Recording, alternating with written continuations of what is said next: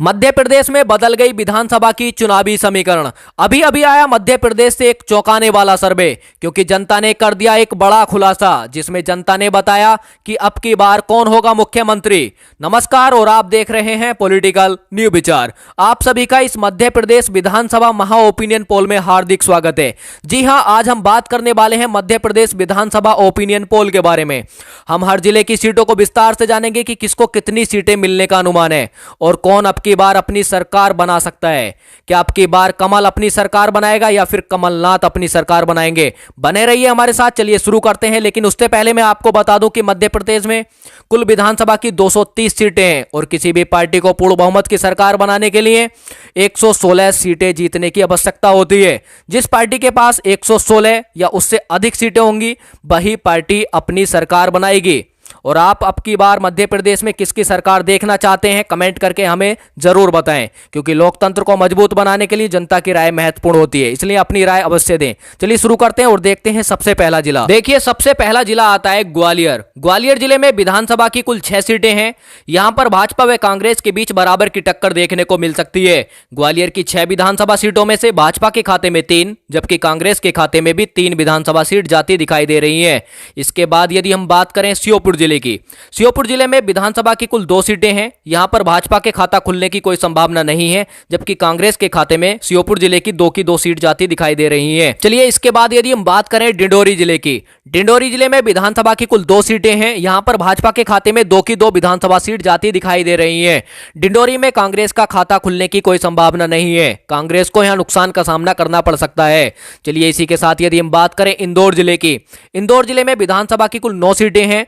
इंदौर जिले की 9 विधानसभा सीटों में से भाजपा के खाते में 6, जबकि कांग्रेस के खाते में 3 विधानसभा सीट जाती दिखाई दे रही है। यहां पर भी कांग्रेस को नुकसान का सामना करना पड़ सकता है, जबकि भाजपा को यहां फायदा होता नजर आ रहा है। चलिए इसी के साथ यदि हम बात करें शहडोल जिले की, शहडोल जिले में विधानसभा की कुल 3 सीटें हैं।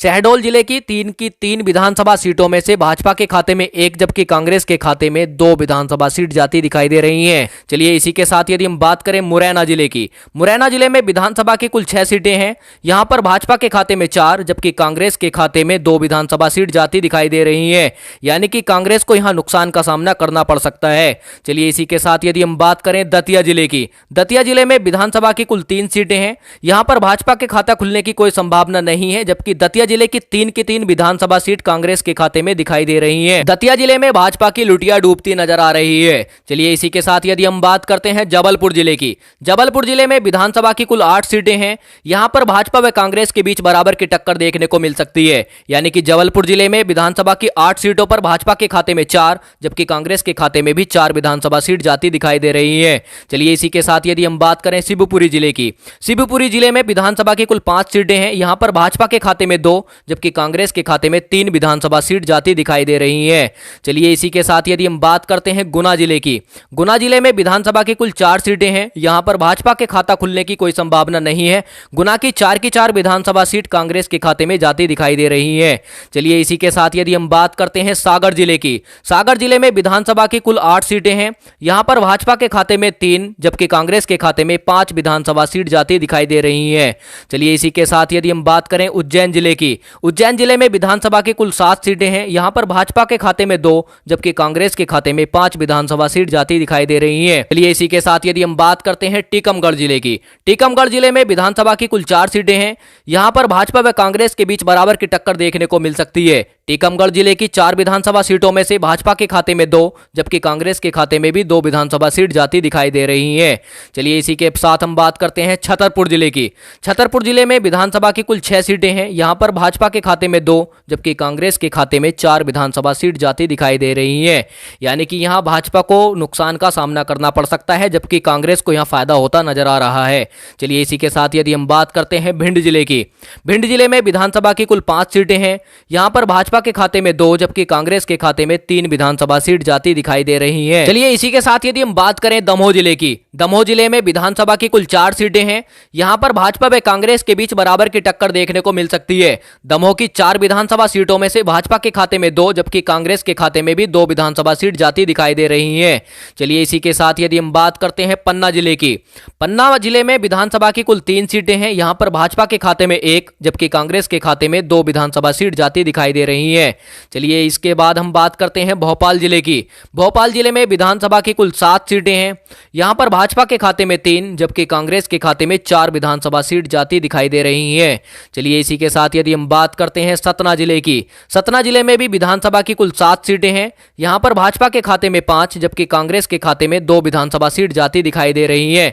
ये कहें कि कांग्रेस को यहां नुकसान होता नजर आ रहा है जबकि भाजपा को यहां फायदा होता नजर आ रहा है। चलिए इसी के साथ यदि हम बात करते हैं रीवा जिले की।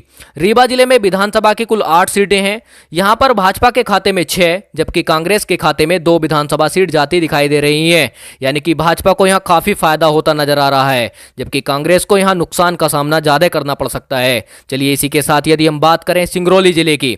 सिंगरौली जिले में विधानसभा की कुल 3 सीटें हैं, यहां पर भाजपा के खाता खुलने की कोई संभावना नहीं है जबकि कांग्रेस के खाते में 3 की 3 विधानसभा सीट जाती दिखाई दे रही है। ये कहें कि यहां भाजपा की लुटिया डूबती नजर आ रही है। चलिए इसी के साथ यदि हम बात करें अनूपपुर की। अनूपपुर में विधानसभा की कुल 3 सीटें हैं, यहां पर भाजपा के खाते में 2 जबकि कांग्रेस के खाते में 1 विधानसभा सीट जाती दिखाई दे रही है। चलिए इसी के साथ यदि हम बात करते हैं सिंधी जिले की। सिंधी जिले में विधानसभा की कुल 4 सीटें हैं, यहां पर भी भाजपा व कांग्रेस के बीच बराबर की टक्कर देखने को मिल सकती है। सिंधी की 4 विधानसभा सीटों में से भाजपा के खाते में 2 जबकि कांग्रेस के खाते में भी 2 विधानसभा सीट जाती दिखाई दे रही हैं। इसी के साथ यदि हम बात करते हैं उमरिया जिले की। उमरिया जिले में विधानसभा की कुल 2 सीटें हैं, यहां पर भाजपा के खाता खुलने की कोई संभावना नहीं है जबकि कांग्रेस के खाते में उमरिया जिले की 2 विधानसभा सीट जाती दिखाई दे रही हैं। उमरिया जिले में भी भाजपा की लुटिया डूबती नजर आ रही है। चलिए इसी के साथ यदि हम बात करते हैं कटनी जिले की। कटनी जिले में विधानसभा की कुल 4 सीटें हैं, कटनी जिले में भाजपा व कांग्रेस के बीच बराबर की टक्कर देखने को मिल सकती है। कटनी की 4 विधानसभा सीटों में से भाजपा के खाते में 2 जबकि कांग्रेस के खाते में 2 विधानसभा सीट जाती दिखाई दे रही है। चलिए इसी के साथ यदि हम बात करते हैं मंडला जिले की। मंडला जिले में विधानसभा की कुल 3 सीटें हैं, यहां पर भाजपा के खाते में 2 जबकि कांग्रेस के खाते में 1 विधानसभा सीट जाती दिखाई दे रही है। यानी कि कांग्रेस को यहां 1 सीट से नुकसान का सामना करना पड़ सकता है।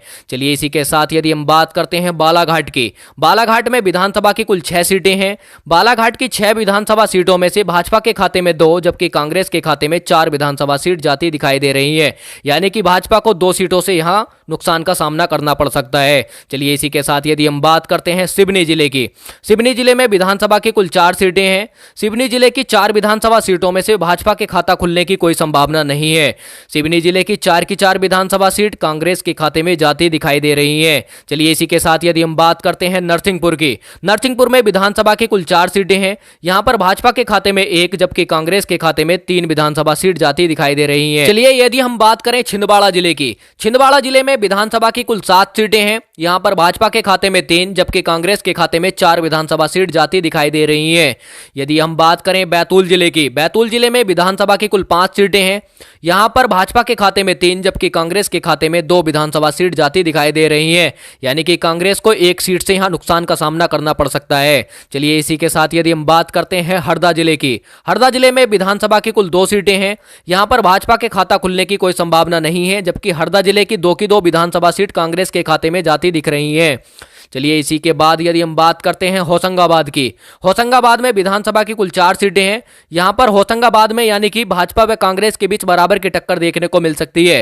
होशंगाबाद की 4 विधानसभा सीटों में से भाजपा के खाते में 2 जबकि कांग्रेस के खाते में भी 2 विधानसभा सीट जाती दिखाई दे रही है। चलिए इसी के साथ यदि हम बात करें रायसेन जिले की। रायसेन जिले में भी विधानसभा की कुल 4 सीटें हैं। रायसेन जिले में विधानसभा की 4 सीटों में से भाजपा व कांग्रेस के बीच बराबर की टक्कर देखने को मिल सकती है। रायसेन की 4 विधानसभा सीटों में से भाजपा के खाते में 2 जबकि कांग्रेस के खाते में भी 2 विधानसभा सीट जाती दिखाई दे रही है।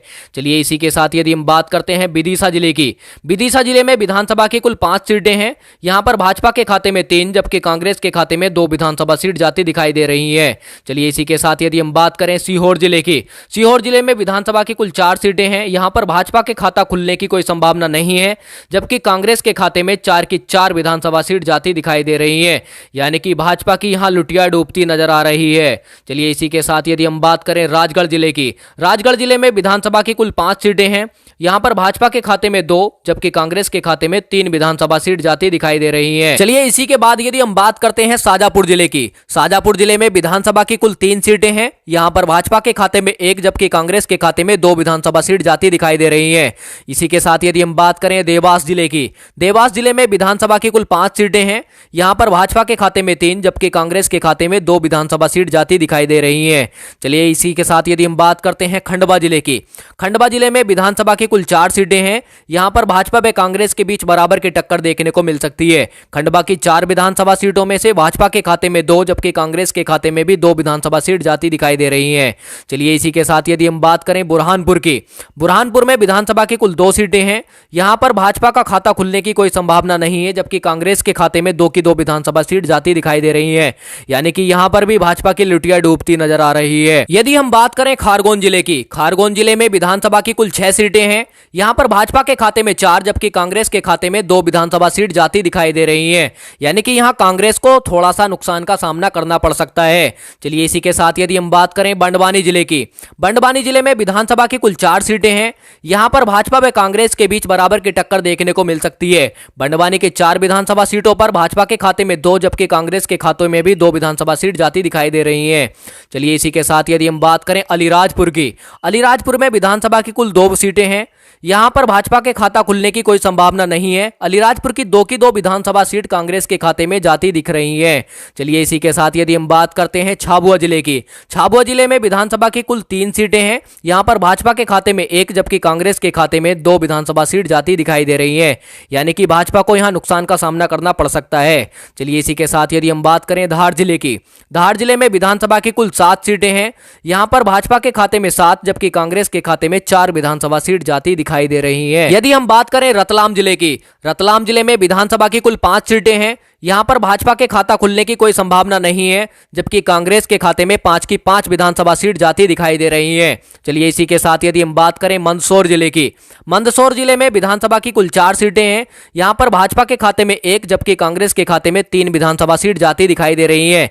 यानी कि यहां भाजपा को नुकसान का सामना करना पड़ सकता है जबकि कांग्रेस को यहां फायदा होता नजर आ रहा है। चलिए इसी के साथ यदि हम बात करें नीमच जिले की, नीमच जिले में विधानसभा की कुल 3 सीटें हैं। यहां पर भाजपा के खाते में 1 जबकि कांग्रेस के खाते में 2 विधानसभा सीट जाती दिखाई दे रही है। चलिए इसी के साथ यदि हम बात करें आगरमालवा की, आगरमालवा में विधानसभा की कुल 2 सीटें हैं। यहां पर भाजपा व कांग्रेस के बीच बराबर की टक्कर देखने को मिल सकती है। आगरमालवा की 2 विधानसभा सीटों पर भाजपा के खाते में 1 जबकि कांग्रेस के खाते में भी 1 विधानसभा सीट जाती दिखाई दे रही है।